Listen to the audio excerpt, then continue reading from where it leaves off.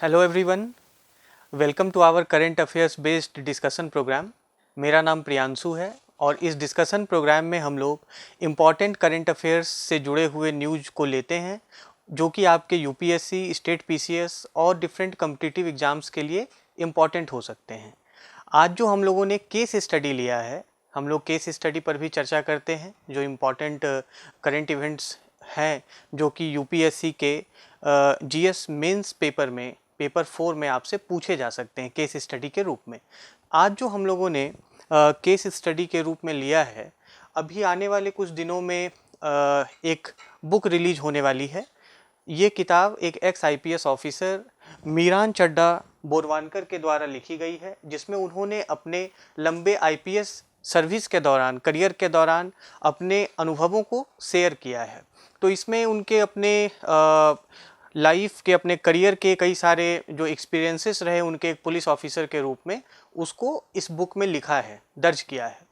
और हम जानते हैं कि एक लंबे प्रशासनिक या पुलिस सेवा में अनुभव के बाद कई तरीके के एक्सपीरियंसेस होते हैं। एक ऑफिसर के कई चैलेंजेज वो डील किए हुए होते हैं। तो इस बुक में भी एक कुछ वैसे ही घटनाओं का जिक्र है जो कि सिविल सर्वेंट्स के लिए एक केस स्टडी के रूप में, एस्पिरेंट्स के लिए भी एक केस स्टडी के रूप में देखा जा सकता है। अगर इनके बारे में बताएं, मीरान चड्ढा बोरवानकर ये एक रिटायर्ड आईपीएस ऑफिसर हैं। इन्होंने, ये महाराष्ट्र काडर इनका था। इन्होंने कई इम्पॉर्टेंट पोजीशंस पे, पोस्टिंग्स पे काम किया है, जिसमें कि एनसीआरबी और बीपीआरडी के डायरेक्टर जनरल के भी रूप में इन्होंने काम किया है। और जो केस स्टडी हम लोगों ने लिया है उस समय का वाकया है, उस समय के इवेंट को, इंसिडेंट को हम लोगों ने लिया है जिस समय इनकी नियुक्ति पुणे के कमिश्नर ऑफ पुलिस के रूप में हुई थी।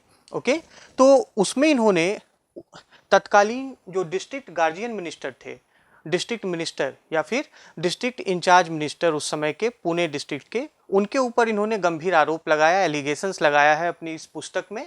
और उसमें उन्होंने पूर्व मंत्री पर आरोप लगाते हुए ये कहा है कि इनके ऊपर एक वरिष्ठ पुलिस अधिकारी के रूप में, पुलिस कमिश्नर के रूप में मिनिस्टर का दबाव था कि पुलिस डिपार्टमेंट की प्राइम लैंड को किसी प्राइवेट पार्टी को ट्रांसफ़र किया जाए।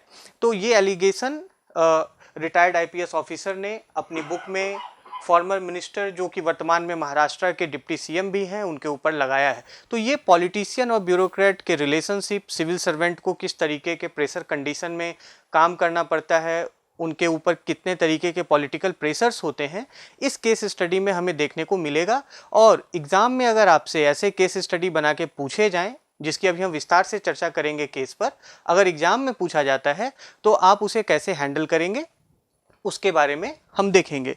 सो pressure to hand over prime land, allegations on state minister by ex IPS in her new book, ये हमारा आज का टॉपिक है। नाउ कमिंग टू कि जीएस पेपर 4 के सिलेबस से यह केस स्टडी के जो इंस्टेंसेस हैं, सिचुएशंस हैं, किस तरीके से रिलेट होते हैं।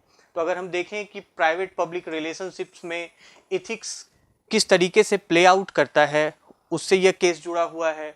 सिविल सर्विसेज वैल्यूज क्या हैं, पब्लिक एडमिनिस्ट्रेशन में एथिक्स क्या है, क्योंकि यह एक senior civil servant, commissioner of police, एक प्रोमिनेंट पोस्टिंग होती है पुलिस डिपार्टमेंट में, उससे जुड़ा हुआ है। तो सिविल सर्विसेज के वैल्यूज क्या हैं, पब्लिक एडमिनिस्ट्रेशन की एथिक्स क्या है, फाउंडेशनल वैल्यूज क्या है सिविल सर्विस के लिए, एप्टीट्यूड किस तरीके का होना चाहिए जब आप एक सिविल सर्वेंट बनते हैं, आप एक सिविल सर्वेंट के रूप में कार्य करते हैं, इमोशनल इंटेलिजेंस की आवश्यकता होती है। ये सभी टॉपिक आपके सिलेबस में लिस्टेड हैं और हम यहाँ से देख रहे हैं कि केस स्टडी का किन किन टॉपिक से संबंध हो सकता है। दूसरी चीज़ आती है अकाउंटेबिलिटी की, एथिकल गवर्नेंस की। जब आप किसी प्रोमिनेंट पोजीशन पे होते हैं तो आपकी अकाउंटेबिलिटी और ज़्यादा बढ़ जाती है। साथ ही साथ प्रोबिटी इन गवर्नेंस की, गवर्नेंस में प्रोबिटी के क्वालिटी की क्या आवश्यकता है, वर्क कल्चर इंपॉर्टेंट होता है, और करप्शन के चैलेंजेस क्या क्या होते हैं। तो इस केस में हमें इन सभी टॉपिक से जुड़ी हुई बातों को देखने का और समझने का मौका मिलेगा। अब हमारा जो डिस्कशन है, पहले हम लोग केस के ऊपर चर्चा करेंगे, केस के बाद स्टेक होल्डर्स को देखेंगे कि स्टेक होल्डर्स कौन कौन से हैं इस केस में जुड़े हुए, एथिकल इशूज़ क्या हैं, क्या क्या नैतिक मुद्दे उभर के सामने आते हैं, और साथ ही क्या मेजर्स कोई सिविल सर्वेंट वैसे सिचुएशन में ले सकता है, क्या इंस्टीट्यूशनल मेजर्स लिए जा सकते हैं उन एथिकल इशूज को एड्रेस करने के लिए, क्योंकि कई बार हमसे यूपीएससी एग्जामिनेशन में सीधा सीधा इन चीज़ों के विषय में पूछा जाता है कि स्टेक होल्डर्स को आइडेंटिफाई करिए, एथिकल इशूज क्या क्या हैं उनको डिस्कस करिए, एग्जामिन करिए एथिकल इशूज को, what measures can you take और what measures can you suggest in the given circumstances. तो हम लोग इस पर बारी बारी से बात करते हुए आगे बढ़ेंगे। केस की बात करें, so as we talked about ex IPS officer, so when she was a commissioner of police in Pune, commissioner of police, police CP भी जिसे कहते हैं, so commissioner of police Pune की थी और उन्होंने रिसेंटली ज्वाइन किया था। देखिए ये सब तरीके के केस बना के आपसे पूछा जाता है कि आपने हाल फिलहाल ही कहीं पर एक नई पोस्टिंग को ज्वाइन किया है, तो उन्होंने रिसेंटली ज्वाइन किया था पुलिस कमिश्नर के रूप में पुणे डिस्ट्रिक्ट के। और पुणे में यरवदा जहाँ पर है तो वहाँ पर सेंट्रल प्रिजन है, वहाँ पर पुलिस डिपार्टमेंट की 3 एकड़ की एक जो है लैंड थी पुलिस थाने के पास में। तो उस लैंड को लेकर सारा मामला था। पुलिस कमिश्नर उस समय उन्होंने रिसेंट ज्वाइनिंग की थी, वो अपने पुलिस डिपार्टमेंट के और जो क्राइम जो सिनेरियो उस समय वहाँ पे था पुणे में उसको समझने का प्रयास कर रही थी, नई नई उनकी ज्वाइनिंग थी। तो वहाँ के जो डिस्ट्रिक्ट इंचार्ज मिनिस्टर थे तत्कालीन, जो कि अभी वर्तमान में महाराष्ट्र के उप मुख्यमंत्री हैं, उस समय वो डिस्ट्रिक्ट गार्जियन मिनिस्टर थे जो कि उस जिले के इंचार्ज थे। तो उनके ऊपर ये आरोप लगाया है कि उस पर्टिकुलर लैंड को उन्होंने किसी प्राइवेट पार्टी को ऑक्शन के नाम पर ट्रांसफ़र करने का दबाव पुलिस कमिश्नर पर बनाया। तो वाकया ये हुआ कि उनकी नई नई पोस्टिंग हुई और उन्हें इसी बीच में डिविजनल कमिश्नर का कॉल आया कि जो डिस्ट्रिक्ट इंचार्ज मिनिस्टर हैं आपसे मिलना चाहते हैं, और अगले ही दिन सुबह में उन्हें मीटिंग के लिए बुलाया गया। आप देखिए सीक्वेंस ऑफ इवेंट्स कैसे होते हैं, और आपको जब एग्जाम में भी केस स्टडी में सीक्वेंस ऑफ इवेंट्स दिया जाता है तो आपको उसको ध्यानपूर्वक पढ़ना है। तो उन्हें अगले दिन सुबह मीटिंग के लिए बुलाया गया डिविजनल कमिश्नर के ही ऑफिस में, जो कि ऑल्सो एक इम्पॉर्टेंट पोजीशन है एडमिनिस्ट्रेशन में। डिविजनल कमिश्नर पूरे डिवीजन को हेड करते हैं, एडमिनिस्ट्रेटिव डिवीजन को हेड करते हैं। अगले दिन मीटिंग में the concern minister asked the commissioner of police to transfer the land to a private party. उन्होंने कहा कि ये जो लैंड पार्सल है इसकी ऑक्शनिंग हो चुकी है, और अब चूंकि ऑक्शनिंग कंप्लीट हो चुकी है तो आपको इसे जो हाईएस्ट बिडर है उसे ट्रांसफर कर देना चाहिए। So the police department should transfer the land, the 3 acre land, to the highest bidder of the auction. अब चूंकि पुलिस कमिश्नर उनकी नई नई पोस्टिंग हुई थी उस पोस्ट पे, तो उन्होंने जब उस मामले को समझा तो उन्होंने पाया कि उसमें प्रोसेसेस को सही तरीके से, प्रक्रियाओं को उसमें सही तरीके से फॉलो नहीं किया गया है। साथ ही साथ जो मिनिस्टर इंचार्ज होते हैं उन्हें खुद से इनिशिएट करके किसी भी गवर्नमेंट लैंड को ऑक्शन करने का पावर भी नहीं होता, उनकी अथॉरिटी भी नहीं होती। ये बात पुलिस कमिश्नर समझ रही थी। तो मीटिंग के दौरान मिनिस्टर के द्वारा उनके ऊपर दबाव बनाने का, प्रेशर बनाने का प्रयास किया गया कि आप इसको जो हाईएस्ट बिडर है उसे ट्रांसफ़र कर दें। और इन्होंने अपने ऑब्जेक्शंस को रेज किया, अपने जो कंसर्न्स थे उन्होंने रेज किया। उन्होंने कहा कि जहाँ पर यह लैंड पार्सल लोकेटेड है वह एक प्राइम लोकेलिटी में है। तो इन्होंने कहा कि वह यरवदा क्या है कि पुणे में एक सेंट्रल लोकेशन के रूप में इमर्ज हो रहा है, एक इम्पॉर्टेंट लोकेलिटी है। वहाँ पे प्राइम लोकेशन पर पुलिस डिपार्टमेंट का लैंड पुलिस कमिश्नर ने कहा कि आने वाले समय में पुलिस डिपार्टमेंट के ऑफिसर्स और स्टाफ के रेसिडेंसेस के लिए हम इस्तेमाल कर सकते हैं, और अगर अभी हमने प्राइवेट पार्टी को ट्रांसफ़र कर दिया लैंड तो हम आने वाले समय में इतने प्राइम लोकेशन पे अपने डिपार्टमेंट के लिए लैंड से वंचित हो जाएंगे। तो उन्होंने अपनी स्वीकृति इस चीज़ को नहीं दी। इस पर मिनिस्टर एग्रेसिव हो गए, वो क्रोधित हो गए, और फिर जो है वहाँ पर एक बड़ी चुनौती आई। उन्होंने ओवर रूल कर दिया पुलिस कमिश्नर को और कहा कि नहीं, अंततः ऑक्शनिंग हो चुकी है और आपको इसमें आगे बढ़ना होगा। So this was the case all about, और ये सारा जो है वो डिविजनल कमिश्नर के ऑफिस में मीटिंग के दौरान होता है। ठीक है, अब आप इसमें देखेंगे कि कई सारे जो है केस में मुद्दे इमर्ज होते हैं जो कि एक सिविल सर्वेंट के फंक्शनिंग के लिए चैलेंजिंग हैं, और जो एक ब्यूरोक्रेट हैं उनका रोल यही है कि डिफरेंट स्टेक होल्डर्स के बीच में उनके साथ इंटरेक्शन करते हुए, बैलेंस बनाते हुए, हार्मनी इस्टेब्लिश करते हुए अपने ड्यूटी को करना है। तो इस तरीके का केस ये जो है, जो अभी हम लोगों ने देखा। अब इसमें कौन कौन से स्टेक होल्डर्स सामने आते हैं? सबसे पहले तो the police commissioner, the officer concerned who is sharing her story. तो पहली चीज, अगर हम स्टेक होल्डर्स की बात करें, स्टेक होल्डर्स उन्हें कहते हैं जिनका किसी सिचुएशन या केस में इंटरेस्ट या कंसर्न इन्वॉल्व होता है, जिनका हित जुड़ा हुआ होता है, जिनके अपने कंसर्न्स जुड़े हुए होते हैं। तो यहाँ पर हित किनका किनका जुड़ा हुआ है? पहला तो कि जो कमिश्नर ऑफ पुलिस हैं, यानी कि एक्स IPS ऑफिसर जो हैं, जिनकी किताब है, सो कमिश्नर ऑफ पुलिस पहली स्टेक होल्डर ये हैं। दूसरी चीज, क्योंकि पुलिस डिपार्टमेंट के प्रॉपर्टी की बात हो रही है, हमने पिछले भी क्लासेस में इस चीज़ के बारे में बात की है कि जब हम स्टेक होल्डर्स को आइडेंटिफाई करते हैं और लिखते हैं तो उनका क्रम आप मोस्ट इंपॉर्टेंट से लिस्ट इंपॉर्टेंट में आप उसको लिखिए। मतलब जिसका सबसे ज़्यादा इंटरेस्ट इन्वॉल्व है आप उनको पहले लिखिए और फिर घटते क्रम में सभी स्टेक होल्डर्स को आप लिस्ट डाउन कीजिए। तो पहली चीज़ कमिश्नर ऑफ पुलिस। दूसरी चीज़, क्योंकि पुलिस डिपार्टमेंट का ही लैंड पार्सल है तो दूसरा स्टेक होल्डर वो पुलिस डिपार्टमेंट है। ओके। पॉलिटिशियन जिनके ऊपर एलिगेशंस लगे हैं वो थर्ड स्टेक होल्डर हैं, डिस्ट्रिक्ट इंचार्ज मिनिस्टर और डिस्ट्रिक्ट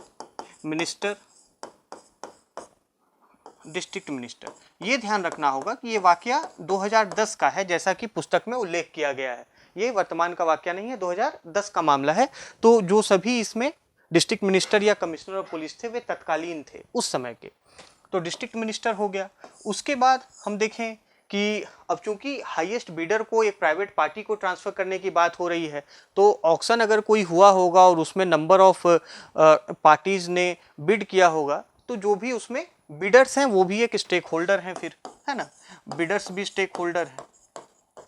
स्टेट गवर्नमेंट तो इसमें स्टेक होल्डर है ही, क्योंकि पुलिस डिपार्टमेंट है और एक मिनिस्टर इन्वॉल्व हैं, तो स्टेट गवर्नमेंट का भी स्टेक इसमें क्लियरली इन्वॉल्व है। स्टेट गवर्नमेंट भी इसमें एक इम्पॉर्टेंट स्टेक होल्डर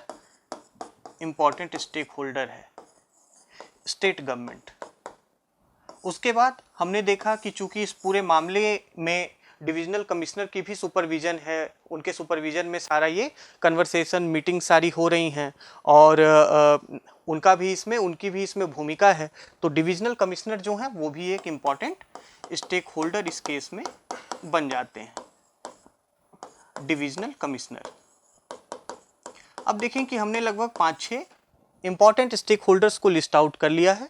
हम और स्टेक होल्डर्स के बारे में लिख सकते हैं, पर यह ध्यान देना होगा कि हमें जो मोस्ट इमीडिएट स्टेक होल्डर्स हैं, जिनके सबसे अधिक इंटरेस्ट इन्वॉल्व हैं, उनकी चर्चा पे ज़्यादा ध्यान देना है।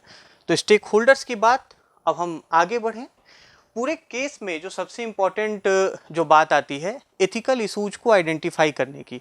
आपसे UPSC एग्जामिनेशन में भी एथिकल इशूज को आइडेंटिफाई, डिस्कस, एग्जामिन करने के लिए सीधा क्वेश्चन में पूछा जाता है।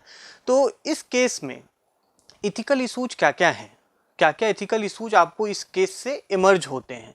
पहली चीज कि अब चूंकि जो डिस्ट्रिक्ट इंचार्ज मिनिस्टर हैं वो पुलिस डिपार्टमेंट के लैंड के मामले में वो हस्तक्षेप कर रहे हैं, ऐसा प्रतीत होता है।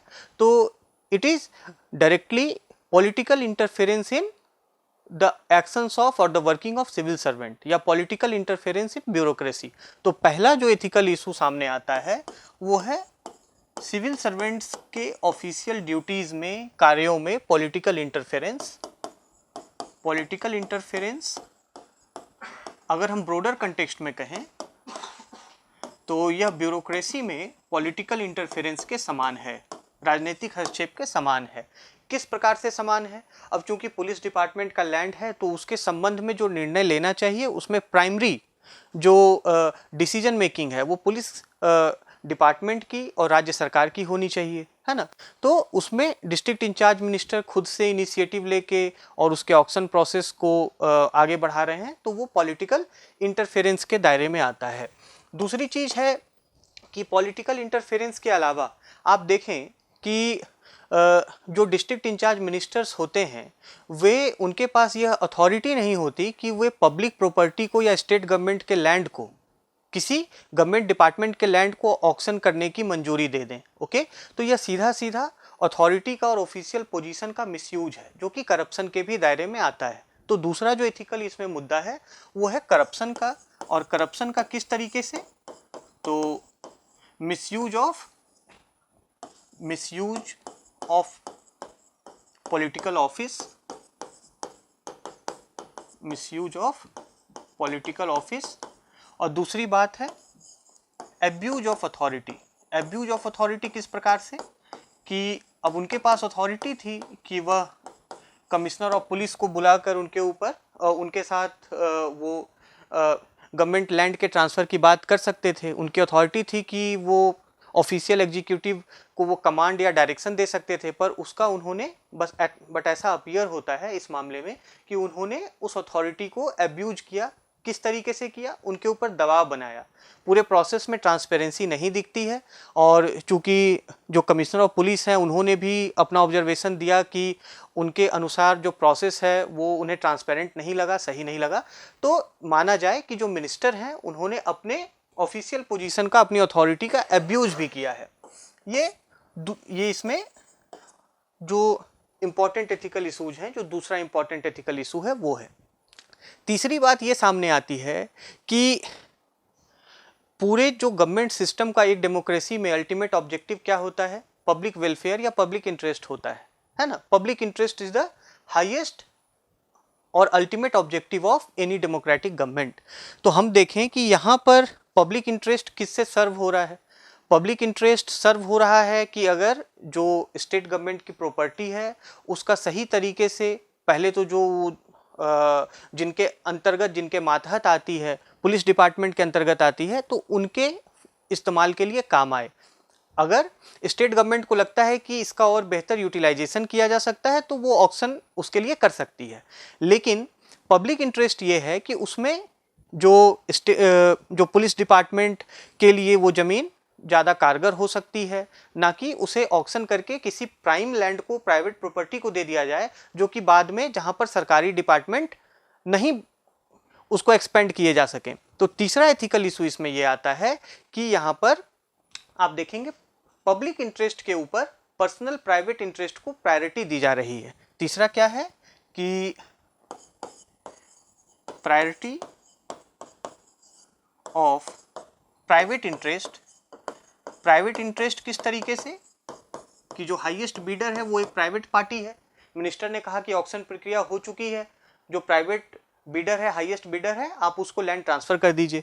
तो priority of private interest over public interest. Public interest क्या है कि वहां पे पुलिस डिपार्टमेंट को फिर बाद में वैसे प्राइम लोकेशन पे जमीन नहीं मिल पाएगी, और उन्हें अपने ऑफिसेस के एक्सपेंशन के लिए, अपने स्टाफ, अपने पर्सनल्स के रेसिडेंसेस के लिए और वहां पर एक्सपेंड करने की जरूरत है, कंस्ट्रक्शन करने की जरूरत है। तो पब्लिक इंटरेस्ट को यहाँ पर इग्नोर किया गया है, प्राइवेट इंटरेस्ट को ध्यान में रखा गया है। एथिकल इशूज अगर हम अभी तक तो मिनिस्टर के पॉइंट ऑफ व्यू से देख रहे थे, अगर ऑफिसर के पॉइंट ऑफ व्यू से एथिकल इशू देखें तो ये बात समझ में आती है कि उनकी जो ऑब्जेक्टिविटी है, उनकी जो इंटेग्रिटी है, वो अंडर थ्रेट है। किस तरीके से कि उनका जो कमिटमेंट, उनकी जो लॉयल्टी है वो अपने डिपार्टमेंट को लेकर है, वो गवर्नमेंट को लेकर है, ना कि किसी पॉलिटिशियन को लेकर है। साथ ही साथ डिसीजन मेकिंग में जब हाई पोजीशंस पे कोई सिविल सर्वेंट बैठते हैं तो उनके लिए अपने डिसीजन मेकिंग में ऑब्जेक्टिविटी को शामिल करना, ऑब्जेक्टिव रहना बहुत ज़रूरी है। ऑब्जेक्टिव रहने का मतलब है फैक्ट बेस्ड डिसीजन मेकिंग। अब यहाँ पर आप देखें कि ना तो प्रोसेस के बारे में क्लैरिटी है, ऑक्शन करने का पावर नहीं है मिनिस्टर इंचार्ज को, फिर भी उन्होंने ऑक्शन करने को मंजूरी दे दी, उसके बाद उन पर दबाव भी बनाया जा रहा है। तो जो फाउंडेशनल वैल्यूज हैं सिविल सर्विसेज के, उनके ऊपर एक थ्रेट है। एथिकल इशू ये एक इंपॉर्टेंट एथिकल इशू है कि threat over civil services values, civil services values कौन कौन से, तो आप एग्जांपल में लिख सकते हैं इंटेग्रिटी, दूसरी चीज है ऑब्जेक्टिविटी, और तीसरी चीज एग्जाम्पल में आप लिख सकते हैं dedication to public service. Dedication to public service अगर वो तैयार हो जाती हैं मिनिस्टर के कहे अनुसार करने के लिए, तो इससे प्राइवेट इंटरेस्ट प्रमोट होगा, पब्लिक इंटरेस्ट प्रमोट नहीं होगा। जबकि dedication to public service is an important foundational value for any civil servant. तो ये एक इसमें इम्पॉर्टेंट एथिकल इशू सामने आता है।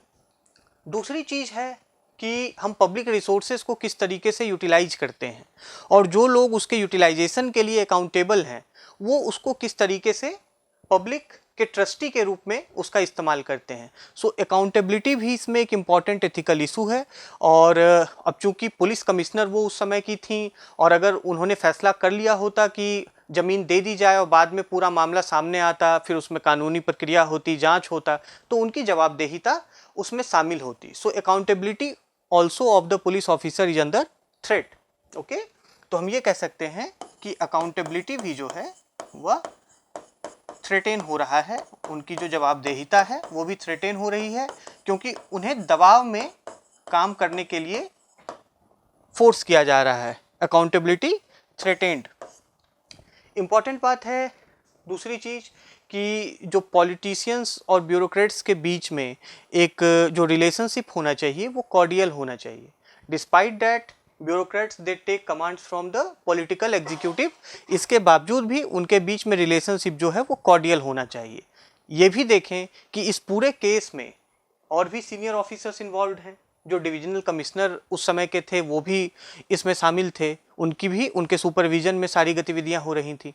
तो पॉलिटिशियन और ब्यूरोक्रेट के बीच में कॉर्डियल रिलेशन, और साथ ही साथ जो आपसी जो संबंध है एडमिनिस्ट्रेशन का, पुलिस से, सीनियर ऑफिसर्स का आपस में, कलीग्स का, कैमरेडरी जिसे हम कहते हैं, वो भी इम्पॉर्टेंट होता है। अब ऐसे सिनेरियो में आप देखें कि अगर डिविजनल कमिश्नर के बिहेस्ट पर ये सब होता है, तो वैसे में कमिश्नर ऑफ पुलिस और डिविजनल कमिश्नर के बीच में आगे जाकर रिलेशन अच्छे नहीं हो सकते हैं। मिनिस्टर के साथ तो खराब होंगे ही, और साथ ही साथ जो अदर जो इसमें ऑफिसर्स इन्वॉल्व हैं उनके साथ भी संबंध खराब होने की संभावना होती है। ऐसे परिस्थिति में टीम स्पिरिट का लैक हो जाएगा सिविल सर्विस में, और अल्टीमेटली जो डिलीवरी है पब्लिक सर्विसेज की वो प्रभावित हो जाएगी, डिसीजन मेकिंग प्रभावित हो जाएगा। तो इसमें एक इम्पॉर्टेंट एथिकल इशू के रूप में लिख सकते हैं कि relationship with politicians and other officers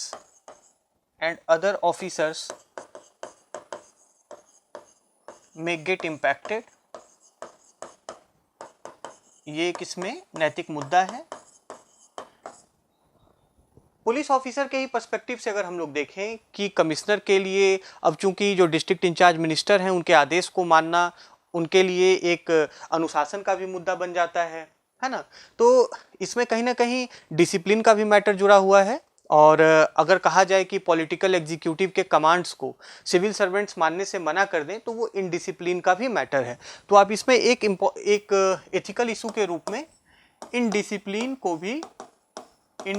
को भी ऐड कर सकते हैं एक एथिकल इशू के रूप में, कि कहा जाता है पॉलिटिकल एग्जीक्यूटिव के कमांड को सिविल सर्वेंट्स को मानना चाहिए। लेकिन अगर हम पूरे केस के टोटलिटी में देखेंगे तो अन्य भी कई एथिकल इशूज हैं जो कि फाइनल डिसीजन मेकिंग को इम्पैक्ट करेंगे। ठीक है, आगे बढ़ते हैं। एथिकल इशूज की हम लोगों ने बात कर ली। अब अगर आप उस परिस्थिति में होते या होती, तो जो पुलिस कमिश्नर ने फैसला किया, उन्होंने अपनी अनहैप्पीनेस, अपनी नाखुशी दर्ज की कि वह मंत्री के फैसले से सहमत नहीं हैं, और उन्होंने फिर उस चीज़ को जिस तरीके से व्यक्त किया है, आप अगर उस परिस्थिति में होती तो आपने क्या किया होता। इस तरीके के क्वेश्चंस आते हैं। या ऐसी परिस्थितियों में आप क्या मेजर सजेस्ट करते हैं कि ऐसी परिस्थितियां उत्पन्न ना हो। तो हम देखें कि अगर एथिकल इशूज के ही अनुसार चलते हुए हम मेजर्स को हाईलाइट करें, पहली चीज़ तो ये है कि ऐसे मामलों में जब तक रिटर्न ऑर्डर्स ना दिए जाएं तब तक किसी सुपीरियर के फैसले को मान लेना अनुचित होता है, क्योंकि आप भी खुद प्रोसेस को लेके क्लियर नहीं है। आपने हाल फिलहाल में ही उस पोस्टिंग को ज्वाइन किया है, आप वहाँ पे रिसेंटली पोस्टेड हैं और सर्कमस्टांसेस के फुली अवेयर नहीं हैं। तो पहली जो चीज़ होनी चाहिए कि any civil servant must ask for written orders और रिटन कमांड। तो written asking for written order is a major deterrent, यह एक मेजर डेटरेंट के रूप में काम करता है, क्योंकि आपके पास ऑफिशियल रिकॉर्ड होगा जो बाद में आप अपने बचाव के लिए इस्तेमाल कर सकेंगे। दूसरी चीज़ ये है कि कितने भी कठिन से कठिन परिस्थिति हो, कैसा भी दबाव हो, एक सिविल सर्वेंट को हमेशा अपनी इंटेग्रिटी को, अपने ऑब्जेक्टिविटी को, अपने फेयरनेस को और अपने डिपार्टमेंट और पब्लिक इंटरेस्ट के प्रति डेडिकेशन को मेंटेन रखना चाहिए। तो जो हम इसमें दूसरा मेजर ये हम लिख सकते हैं कि maintaining integrity and other civil services values in all situations, other civil services values in all situations। तीसरी चीज है कि स्टेट गवर्नमेंट के पुलिस डिपार्टमेंट के लैंड के ऑक्शनिंग की बात थी। तो लैंड वो एक कंटेंटियस इशू होता है कहीं पर भी, और लैंड के ऊपर ज़्यादातर स्टेट गवर्नमेंट को पावर होता है। तो लैंड ऑक्शनिंग, स्टेट गवर्नमेंट के लैंड को ऑक्शन करने के प्रोसेस को और ट्रांसपेरेंट बनाया जाए और स्ट्रीमलाइन किया जाए, ताकि इस तरीके के मुद्दे सामने ना आए कि कोई डिस्ट्रिक्ट इंचार्ज मिनिस्टर या राज्य सरकार का कोई मंत्री अपने दखल पे किसी सरकारी ज़मीन को ऑक्शन करने की स्वीकृति दे। तो तीसरी चीज़ हम ये कह सकते हैं कि transparency and following due process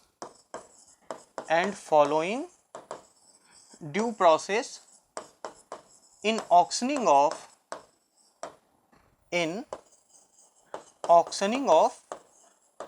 government land,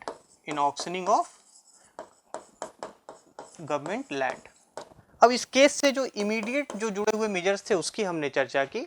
अगर हम इंस्टीट्यूशनल मेजर्स के रूप में देखें तो पॉलिटिकल इंटरफेरेंस जो सिविल सर्विस में या पुलिस डिपार्टमेंट में है, उसकी एक प्रमुख वजह यह है कि पॉलिटिशियंस के पास सिविल सर्वेंट्स को ट्रांसफ़र करने की, उनके पोस्टिंग्स डिटरमाइन करने का पावर होता है। स्टेट गवर्नमेंट के पास वो पावर होता है। आप जब याद करेंगे कि 1996 में सुप्रीम कोर्ट में मिस्टर प्रकाश सिंह ने एक PIL फाइल की थी पुलिस रिफॉर्म्स के लिए। Mister Prakash Singh, he was a retired IPS officer and he also served as DGP of Assam and Uttar Pradesh. तो उन्होंने असम और UP के DGP के रूप में कार्य उन्होंने किया था। 1996 में रिटायरमेंट के बाद सुप्रीम कोर्ट में एक जनहित याचिका PIL उन्होंने दायर की और सुप्रीम कोर्ट से कहा कि वो पुलिस रिफॉर्म्स के लिए राज्यों को और यूनियन टेरिटरीज को डायरेक्शंस दें। ठीक है, DGP के पोस्टिंग को लेकर उनका मेन कंसर्न था, राज्यों में जो DGP की पोस्टिंग होती है। तो उस मामले की सुनवाई करने के बाद 2006 में, उस मामले को लोकप्रिय रूप से प्रकाश सिंह केस कहा जाता है। 2006 में प्रकाश सिंह केस में अपने फैसले में सुप्रीम कोर्ट ने कहा कि राज्यों को जो हायर पुलिस ऑफिशियल्स हैं उनके टेन्योर को फिक्स करना चाहिए। अब हम इंस्टीट्यूशनल मेजर्स की बात कर रहे हैं, उसमें state DGP, inspector general of police, IG, इन सब जैसे हायर जो पोस्ट हैं पुलिस डिपार्टमेंट में, इनके लिए टेन्योर फिक्स किया जाए, ताकि फिक्सिंग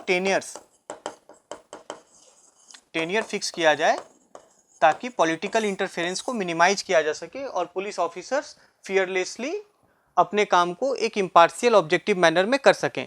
तो सुप्रीम कोर्ट ने 2006 के फैसले में कहा था कि DGP के, IGP के टेन्योर्स आप फिक्स कीजिए। ट्रांसफ़र पोस्टिंग जो है वो police establishment police establishment board के द्वारा करवाया जाए, PEB के द्वारा करवाया जाए, जिसमें पॉलिटिशियंस ना हो, पुलिस ऑफिसर्स हों, सीनियर ब्यूरोक्रेट्स हों। इसके अलावा उन्होंने कहा कि स्टेट पुलिस कंप्लेंट अथॉरिटी करके एक आप इंस्टीट्यूशन बनाइए, जिसमें पुलिस विभाग से संबंधित जो शिकायतें हैं वो उसमें सॉल्व की जाएं। तो इस तरीके से कई सुप्रीम कोर्ट ने अपने डायरेक्शंस स्टेट और यूनियन टेरिटरीज को दिए थे।